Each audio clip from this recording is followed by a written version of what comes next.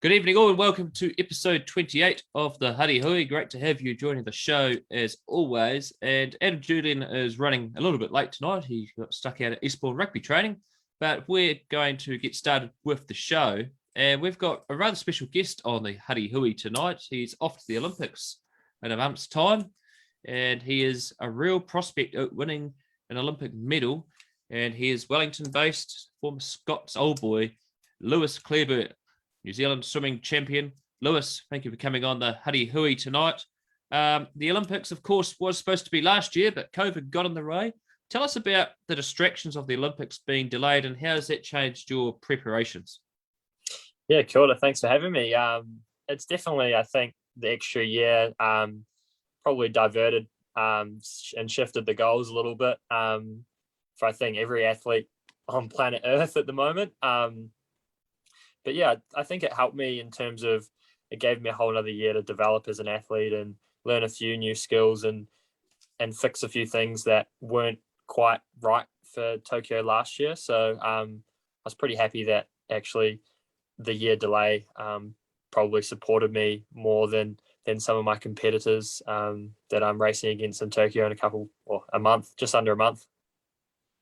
Yeah, so tell us about your preparations this time for the 2021 Olympics in Tokyo. And it's going to be a whole different world out there, particularly with COVID-19 and restrictions. And how's that impacted on preparing yourself to go to Japan? And what's the Olympic team put in place to make sure you guys are safe over there in Tokyo?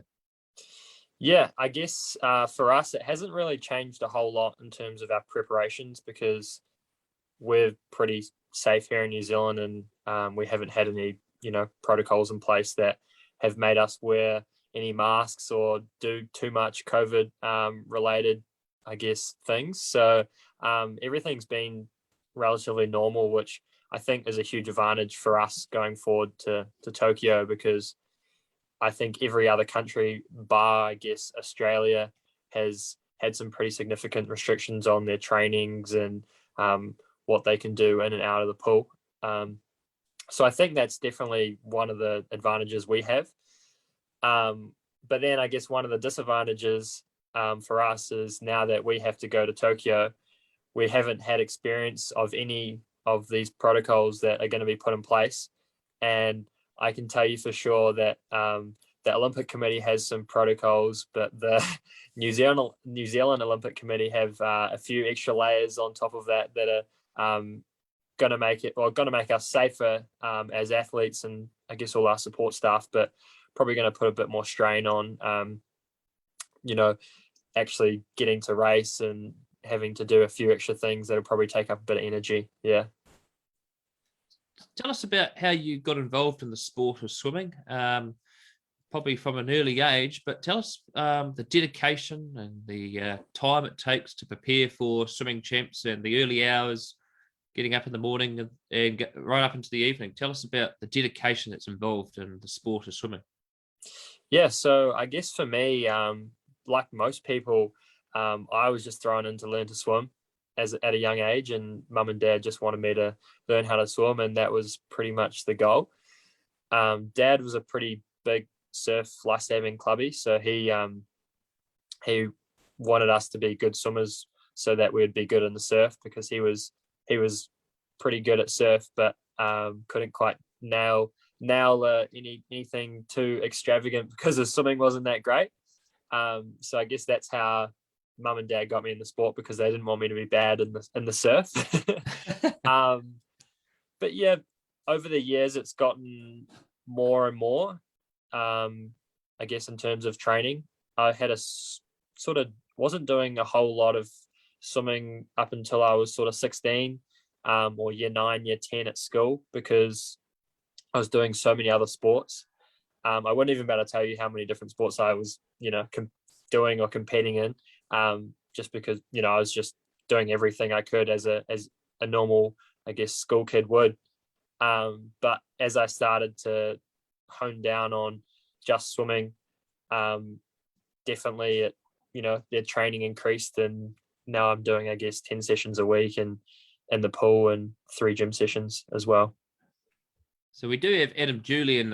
He is live on his camera, but his microphone is just having a few issues. So we'll try and get Adam on here very soon. Lewis, at the age of 16, you were introduced to your current swimming coach, Gary Hollywood. And Gary's been a real inspiration on you and your drive towards the Olympics. And Gary himself recently has had a lot of success as his time as a coach in Wellington at the Capital Swim Club. Yeah, I mean, I guess G'day, Adam. Yeah, Adam's fine. He's got his microphone working. He's here. Right. Sorry about this, Lewis and Brad. Proceed with your answer. You keep going, Lewis. Yeah, so I guess for me, so Gary came to Wellington. He was based in Auckland some time ago and then moved to Australia and then decided to move back to New Zealand because he missed it. So came to Wellington. And, I guess he's been a bit of a mentor for me. He's shown me how to show me the way to get to where I am today, and I'm done it without him, I guess. Yeah. And so, Lewis, when did you decide to incorporate every stroke into your swimming? Like, when does a stroke? We seem to have lost Adam there, Lewis. He's it's quite rowdy his side of the woods. We'll try and get Adam back soon. I think Adam was referencing about how you get all these strokes together.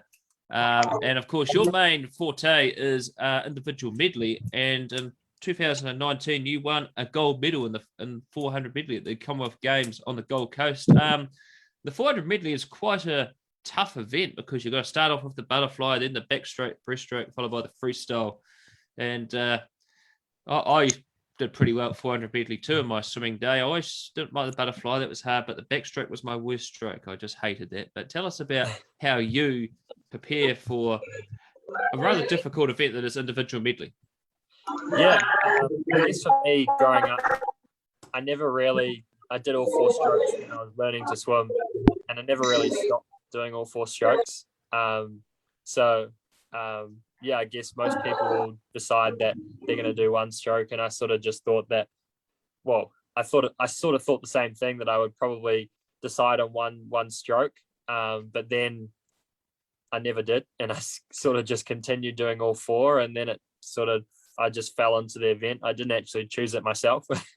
But yeah, it is, I guess, a little bit different event to what most people do, and I think it's quite one of the most interesting races on the swimming calendar, purely for the fact that not everyone is good at every single stroke. So some people might be good at butterfly. Like you said, maybe you're not the best butterfly, but you might be good at backstroke or breaststroke. So the lead definitely changes throughout the race, and everyone has their strengths and weaknesses. So I think that's what makes the race so interesting. Of course, your main rival is the Japanese swimmer Daya Sito, and he's going to be your main rival at the Olympics. What weaknesses are you going to target him when you come against him in the Olympic Games? Well, someone like Daya Sato, he doesn't actually have too many weaknesses, so it's hard to go by him. But his first 300 meters of his race is pretty incredible, and probably just about unmatched. But he has struggled with his freestyle in the past, I guess, few years, and that's where it's probably his biggest weakness, I think. So I think for me, if I'm able to capitalize on that for him against him, then I could be in a good shot for being competitive with him. But I've just got to be able to stick with him until that last freestyle leg, and then hopefully I'll be able to motor him down at some point. All right, let's see if Adam Julian's in a quieter place in the world. Adam, can you hear us? I am here, Bradley. Apologies about that, Lewis. And I guess the obvious question to ask is, how do you prepare for chaos at the Olympic Games? We've got COVID. We've got a situation where the New Zealand athletes are flying a long way to qualify after hard training, and you might get little rewards. So how do you prepare for the unexpected in these strange times? Yeah, I mean, for me, I don't train in a perfect environment. I know a lot of people around the world train in pretty spectacular facilities and have pretty awesome funding to do their sport. So for me, I think I'm probably one of the most prepared for anything unexpected, purely for the fact that, not everything is ideal in my training environment. And that just naturally, I think, prepares me for the unexpected and for things, if anything goes wrong, that I'm pretty well prepared, because not everything goes right at home for my training on a day-to-day basis. There was that story in the newspaper recently about the haggle that you've got with the Wellington City Council. Explain why the Wellington City Council can't prepare a pool for you to swim properly in. I think that's a difficult question, because it's all about pool space, and because there's so many events going on in Wellington leading up to this, what we have this actually coming this weekend is a pool closure. So they were trying to fit in a bunch of events in before the pool closed, because Kilburney Pool, the one that's actually closing down, is the sort of the biggest events pool in the region. So once that pool closes down, it pretty much shuts down most water sports in the whole region. So that was difficult, I guess, for them to juggle, and then trying to fit me in as well, getting long course space, which is obviously the Olympic distance. You can only get it in that particular pool. So it has been difficult, I guess, working through with them, trying to find a balance to get enough lane space, but also to make sure that the public also get their time in the pool, because I guess for a council, that's one of their biggest priorities, is not just to prioritize this guy right here, but to prioritize the whole city as a whole, which, was tough for me to, I guess, cop when I'm trying to prepare for a pretty big event, and I'm not quite getting the time I need. But they definitely did come to the party in the last few weeks, even when the level 2 COVID restrictions came around, that they would continue to open the pool for me. Daniel Loder is New Zealand's last Olympic champion, and that was back in 1996. Do you feel the burden of expectation chasing Loder? No, because I wasn't alive when he won the last medal, so I honestly wouldn't know what it would be like. But I guess there's been a lot of chit-chatter around it. I think going in, for me, I just have to know that if I can swim fast and I can swim, a pretty good time, then I might have a good opportunity to put myself on the podium, or even just make a final. At the end of the day, I think the medals will come from the other athletes, if they perform or they don't perform, and whether I'm part of that team or the podium, I think it'll be down to the day and how everyone else performs. So, Lewis, you've developed quite a unique mentor relationship with Ian Thorpe's former coach. Of course, Ian Thorpe had great success. He came onto the scene at the World Champs in Perth in 1999. Tell us about his former coach, and what does he offer you as advice? Yeah, so Doug Frost is the man. He's a bit of a crazy scientist, they call him.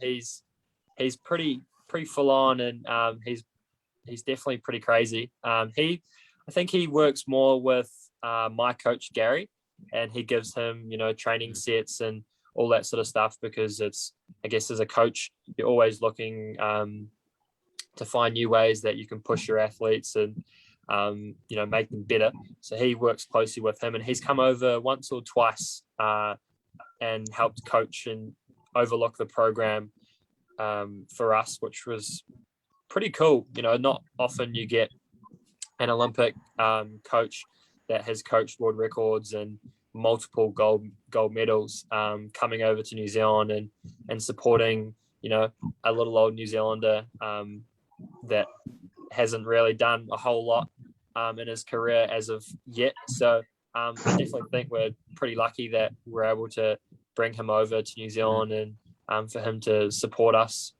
on our journey. So as well as swimming 10 times a week, which you do, you said that before offline, it's what I used to do back in the day as well. But you also got to fit in your studies, and you're also studying at Victoria University doing a BCA. How do you fit all that pressure in? And does the university offer you different opportunities compared to a full-time student? Yeah, so I only do part-time, so it's not as intense as most other students, which is pretty good, and they support me in what I need to do in the classroom, I guess. Has been difficult. Definitely, I didn't realize how tough it would be trying to balance, especially this last few months, trying to swim and study. In the past, for major competitions each year, it's actually been quite easy because there hasn't been a whole lot of media attention around, say, our world champs. So I was able to balance it pretty easily, but this year has definitely been pretty difficult on, trying to make sure I can do both. And there was a few, a few little stuff ups in the last sort of few months, which I guess I've learned and will try, do better next time. But I'm sort of just, I think maybe around halfway through my degree so far. I'm on my 4th year at the moment, so it's going to take quite a while just to finish a little BCom. But I think the biggest thing for me studying and swimming, studying sort of gives me a little bit of a distraction away from the pool and helps me sort of take my mind off swimming. As much as people want to talk about swimming 24/7 with you, I think being able to step away from the pool every day and do a little bit of study, helps keep you motivated in the pool as well, just so you're not always thinking about swimming in the pool. And one of the unique things about you, Lewis, is you have Māori heritage.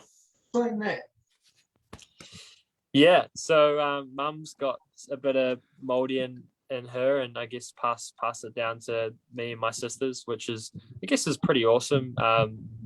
Being able to, have another side of, you feel a connection to the New Zealand culture. And I have, I guess I'm constantly trying to learn more about, my heritage and the Māori culture.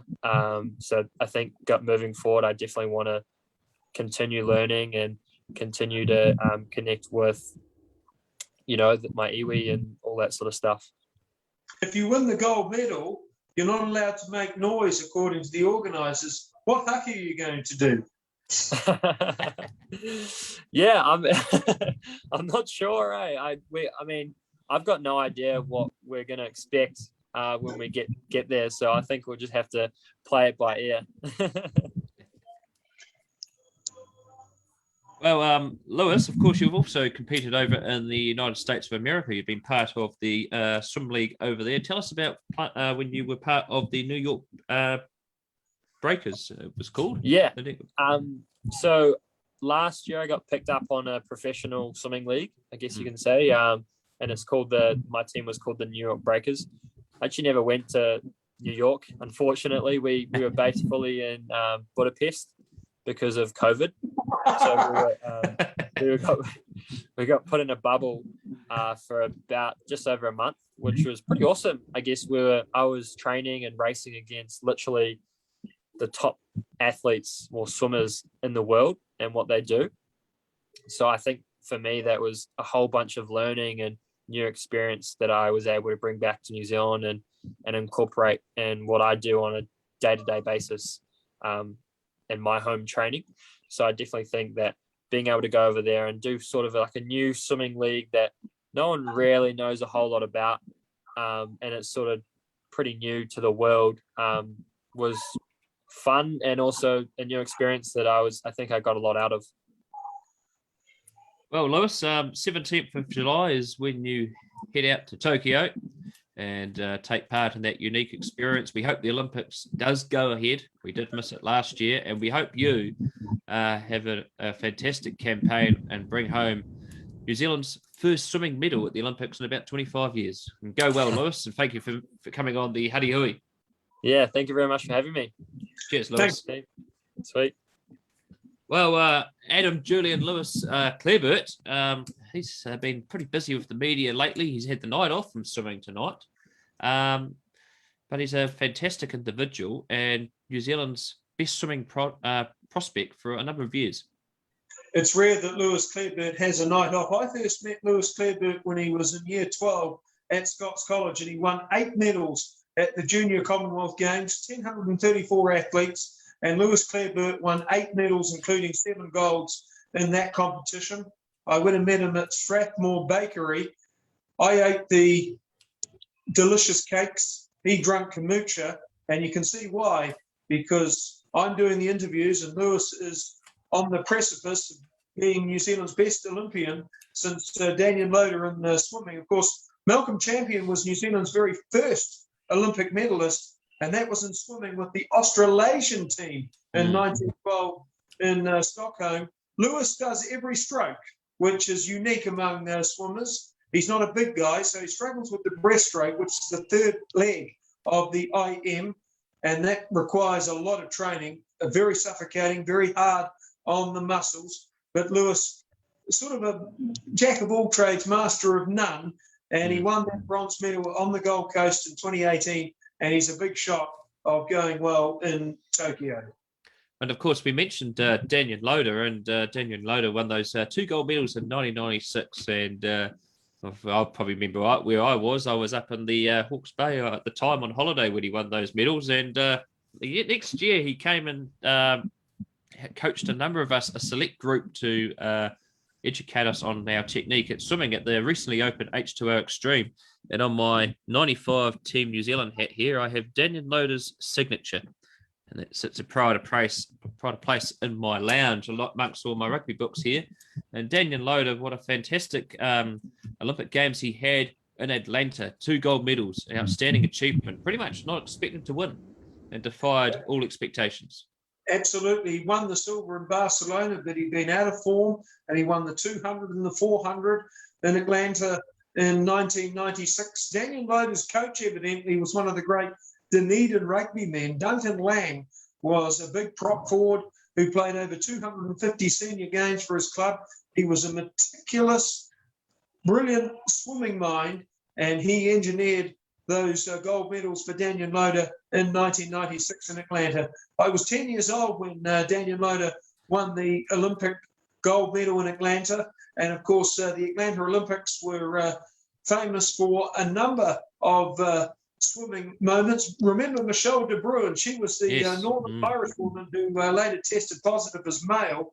That wouldn't be a scandal today. And then, of course, the 96 Olympic Games were also famous for the most brilliant, symbolic, moving moment when Muhammad Ali lit the Olympic torch. Unbelievable. Oh, totally unbelievable. A fantastic Olympic Games it was, the 1996 Olympics. And a story about Duncan Lang, Adam, back in my professional, lack of professional swimming days. But we went on a swimming camp down in Dunedin, and our first training session was with the Neptune Club there in Dunedin, and Duncan Lang was still coaching. He'd always turn up 2 minutes before training, write the session on the board, and it was just the whole session for the whole 2 hours. And he would sit down, get going. And about 20 minutes later, he would fall asleep in his chair. And the Dunedin swimmers stopped and chuckled away and were talking, and I just kept swimming. And eventually, we all stopped. And then Duncan Lang woke up and yelled out a barrage of commands, and everyone got swimming again. Duncan Lang, a real legend when it comes to swimming, but not only just rugby in New Zealand too. No, Duncan Lang was a very unique coach. I mean, there's those New Zealand coaches which are of an era gone by, but a brilliant disposition that few could match. Arthur Lydiard, Graham Henry, Duncan Lang, they all had unconventional methods. They weren't universally popular, but perhaps why they were successful. Well, a question on the chat here, Adam. Did Daniel Loader keep competing after Atlanta, or did he retire then? Daniel Loader kept swimming for about another 2 years, and then he retired. So he did about 2 more New Zealand champs, and then he retired, Adam. And he ended up getting involved in swim coaching for a while too. So Daniel Loader did give back to the sport. He was a very reluctant celebrity, Daniel Loader. He was a notoriously shy interview. but really didn't know anything else. And the thing about Lewis, which is unique, he's such a charming young man. You'd think that he could get a job as a salesman, he could get a job at a call centre, he'd get a job on a construction site. Daniel Loader is somewhat more awkward, even though he was the Olympic champion, but he gave back to the sport. Fine man, but a very shy man. I mean, swimming is a very lonely pursuit. You get up before everybody else gets up. You swim by yourself. You're abused by coaches who can't swim as fast. And then you've got to go and get a real job. And then you've got to go back to the pool at night time. It's a really forlorn pursuit, swimming, if you're not any good. But if you're good, of course, you get remembered as an Olympic champion. Well, Adam, this weekend is the last round of the Swindale Shield in Wellington Rugby, and OBU suffered their first loss of the season last week against Oriental Rongotai. You called that game, and that loss is massive in the scheme of things because now Marist St. Pat's are ahead, still on the same points as OBU, but just better on for and against. And it was a convincing victory, really, for Oriental Rongotai, Brad. 3 tries to 1 in favour of the Magpies. They only trailed when they conceded the first penalty. Declan Hay, 17 points, a try, and 4 successful goal kicks. Fetu Henry was in imperious form. And the 2 locks for Oriental Rongotai, who are shorter than a garden gnome, they won a lot of ball against Paddy Carter and the students' line-out, which is very formidable. Hogwarts University, first loss in 13 games. That's significant. The last time they'd been beaten prior to that was by Auries. Auries, 5 wins in a row. They've got a vibrant backline spearheaded by Tunga Maitiva, Adi Savia's best friend. They've got Sai Paisi at first 5. He's never played there before this season. He is in commanding form, and a forward pack with a combination of experience and youthful exuberance. Auries a real threat in the Swindale Shield, announcing themselves to the rest of the competition after that result at a soaked Namville Park on Saturday. So there'll be a massive weekend of Swindale Shield rugby to determine who goes through to the Jubilee Cup section and who will win the Swindale Shield. We'll find out after about 4:30 on Saturday. But Adam, you called a game yesterday at Wellington College versus Rongotai. That was a 35 points to 0 win for Wellington College, a triumphant win. And then we went out to Pairua for the Beard Trophy. What an occasion that was. Mana College getting over Aotea. The Beard Trophy is a brilliant concept, Brad. It's the Ramfurly Shield of Pairua Secondary Schools Rugby. It's been running since 1968. And last night, Mana